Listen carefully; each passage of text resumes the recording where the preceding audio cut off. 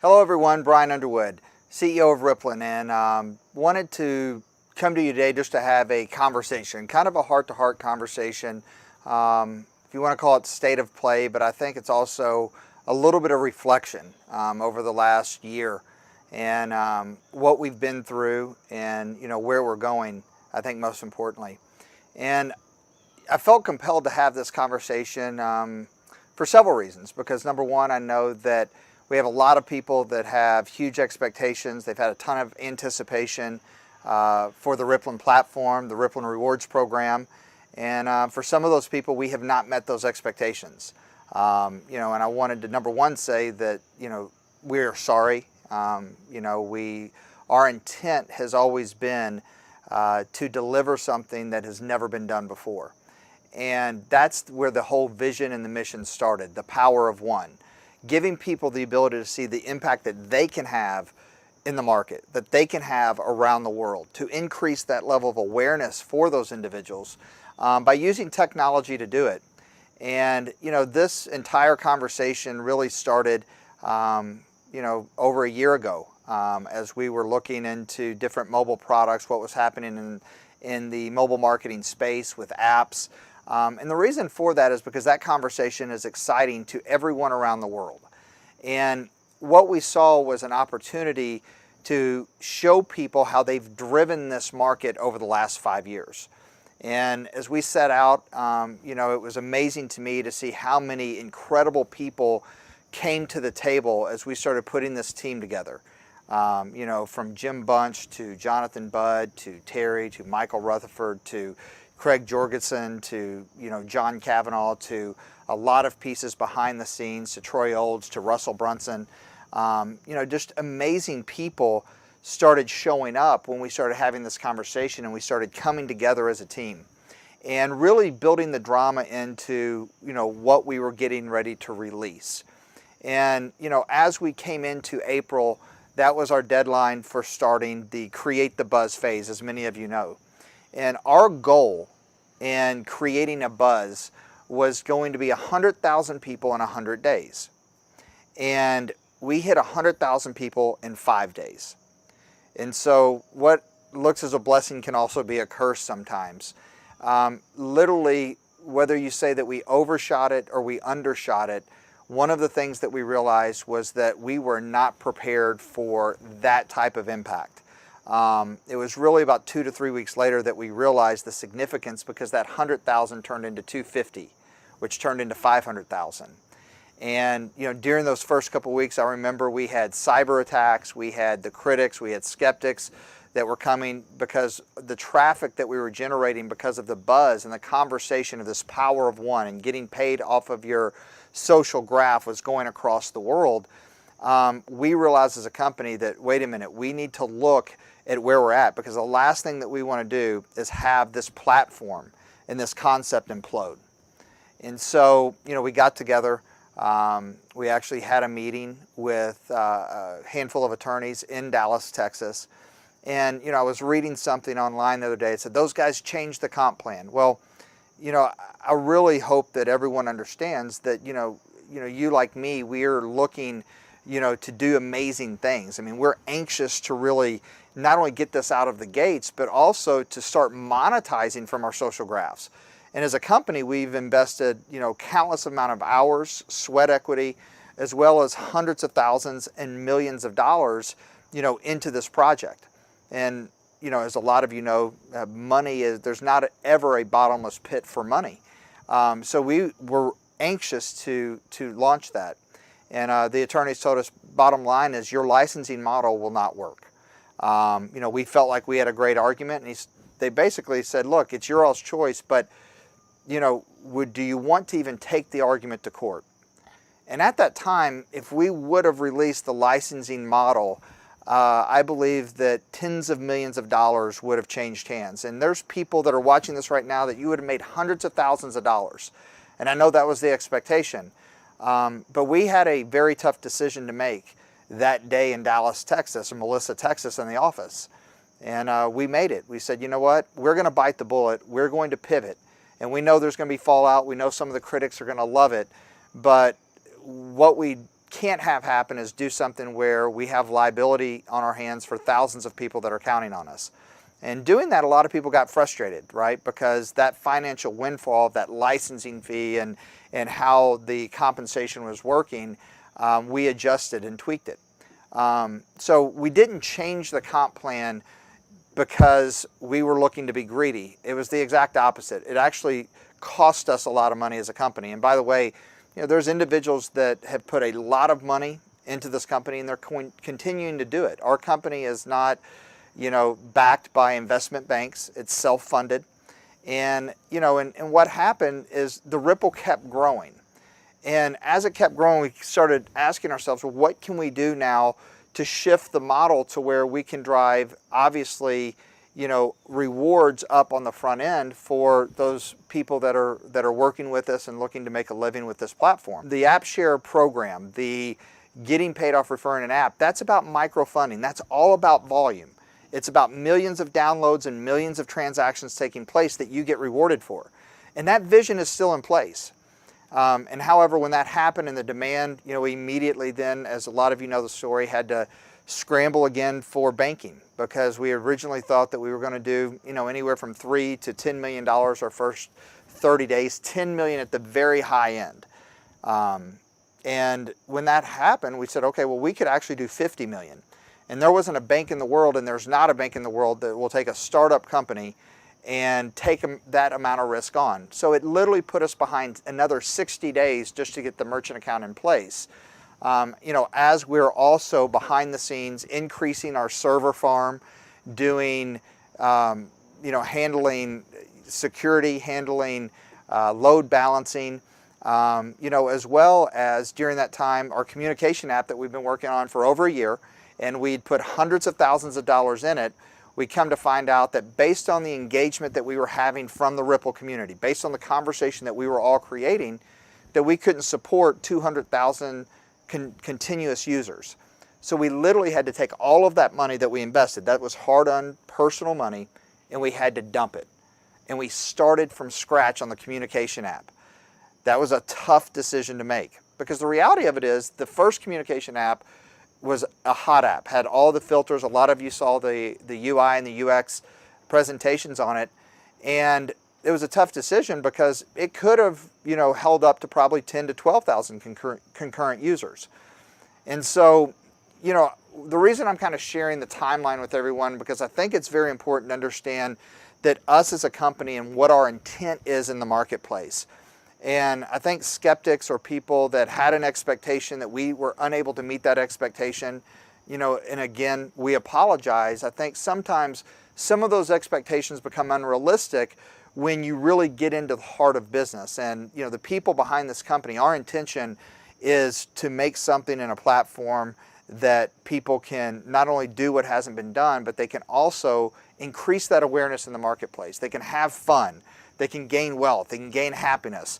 And those are some of the things that have been very important to the core group behind the scenes, the founders, the board members, that are passionate about this industry. They're passionate about the people business. I'm passionate about the people business. That's why we started this model, but we wanted to do it in a blue ocean way. Well, when you do something blue ocean, you have to understand there's major risk that we're taking as a company. And so from all of the things that happened, which I gave you a glimpse of some of them, is I don't believe that there was any way we could meet the expectations day one of the vision that we casted. That was probably our own fault, I guess, in terms of creating this vision. But that's how you lean in, and that's how you complete a vision, is by first speaking it into existence. And that's what we've been doing. And I have understood that this has put us behind 120, 130 days from getting to the point where we released our first app. And the first app has been a major success, but it's also been a major learning lesson, because it's the first of its kind of ever doing what it's doing, and that's tracking the promotional value you have by sharing it with people. In that 120 or 130 days, for people that are in the home-based business world or network marketing or direct sales, and this is their livelihood, that's an eternity. especially when you're expecting June 1st, we're going to start driving commissions. And so that was our fault. Huge mistake. Whether we, underestimated or overestimated, it was a huge mistake, and a mistake that, we take accountability for.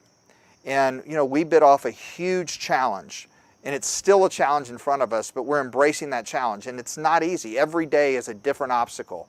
And I've always been trained that, on the other side of those obstacles are great victories. And so we challenge those obstacles every single day.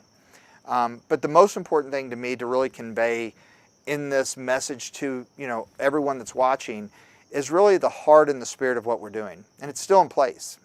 And, right now, if there's anybody or any team that wants the app sharing program to be done, the communication app to be done, have 10 more apps in the Ripple to be done, to have, hundreds of thousands and millions of dollars transacting hands, it's the board members and the people that are writing personal checks, friends that are writing personal checks, to make sure that we can meet payroll of people whose lives are counting on us, and counting on Ripplen to feed their families, meaning, that payroll has to come somewhere.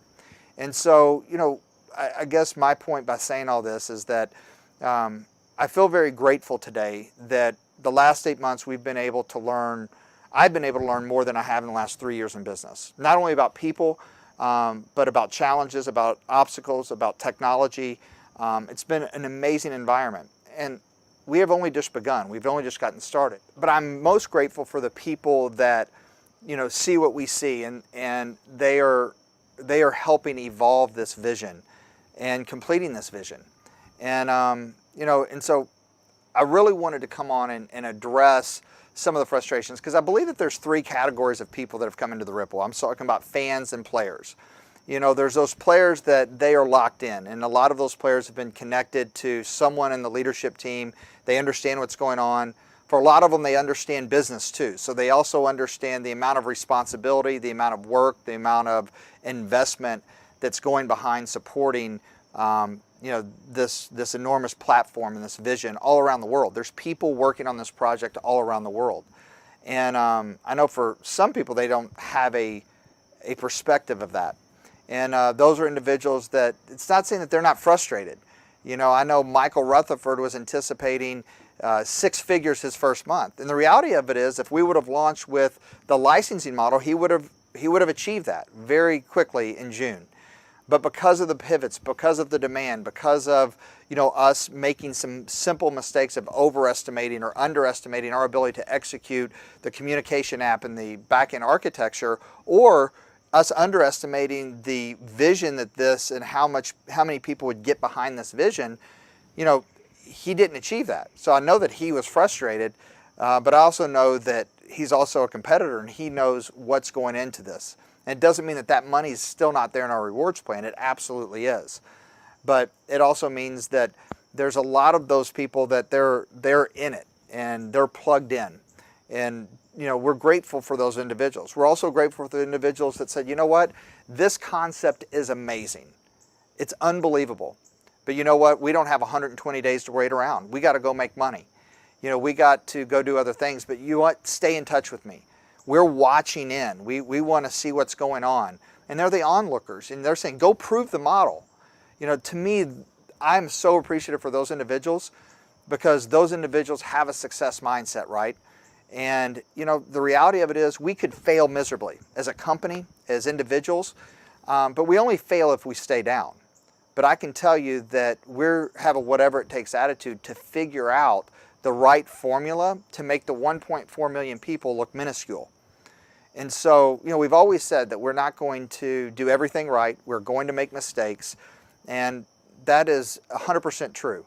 But I think that these individuals, along with the first individuals, they also understand what it's like to have the responsibility of running a company. They also understand what it's like to have the financial stake in the game, to have the legal liability, to have the responsibility of employees and meeting payroll every single week. And if you don't meet that payroll, then someone's family might not get fed. And then also the responsibility of meeting enormous expectations in the marketplace. And so with that, thank you for your support. Thank you for being behind us. And And I think a lot of those individuals, they're continuing to plug in. They're downloading the app. They're playing. They're seeing the evolution of what's happening. And then I think there's another group of people that they're just pissed off. And you know what? I respect that. They have every reason to be pissed off because what they expected, what they bought into, they don't feel like, and it wasn't delivered when it said it was going to be delivered. And you know what? That's our fault. Doesn't make it right, doesn't make it wrong, but it also doesn't make us bad people. What it makes it is the reality of business. And that 120 or 130 days, no matter how long it seems, guess what? It's a short period of time in business, especially when you're looking long term. It's a short period of time in the technology world. However, with that being said, I want to tell them how much we appreciate them as well, because that is a challenge to us to say, prove to them that we can do it. And for some of them, I'll tell you that I've learned a lot. I've learned a lot from the skepticism or from the criticism, which I'm taking all constructive, and I think our team is. One of them, I've heard people say that they thought they were getting $15 per person in the Ripple. I've heard from other people saying that they thought they were getting $15 per player in the Ripple. And when we did change the comp plan, based on legalities and based on wanting to do things right, we printed a new document. But one of the things that we should have done better is blasted it to the world and created more clarity on how that rewards plan works. We had other people that thought that they were getting rewarded $1 per point. But it was, every point is $1, but you make a percentage of the point in the rewards plan. But that document is there for everyone to read. And we made a mistake of not doing more trainings and creating more clarity and more leadership. And so, with that being said, what I can tell you is over the next 90 days, as we're going through this validation stage, you're going to be seeing a lot more validation. Some's going to be mistakes. Some of them we're going to ask and lean on you to give us that feedback loop. And, for others of you, what we want to do is encourage you again, not to hide behind social media or blogs, but, give us a call. Communicate directly with us. The last thing that we want to do is create you as an enemy. What we want to do is learn from you and your frustration. And guess what? Your frustration is warranted because like you, I've been frustrated. Everyone on our team has been frustrated. But I also believe that tells us that we're onto something very big, because the greater the struggle, the greater the victory.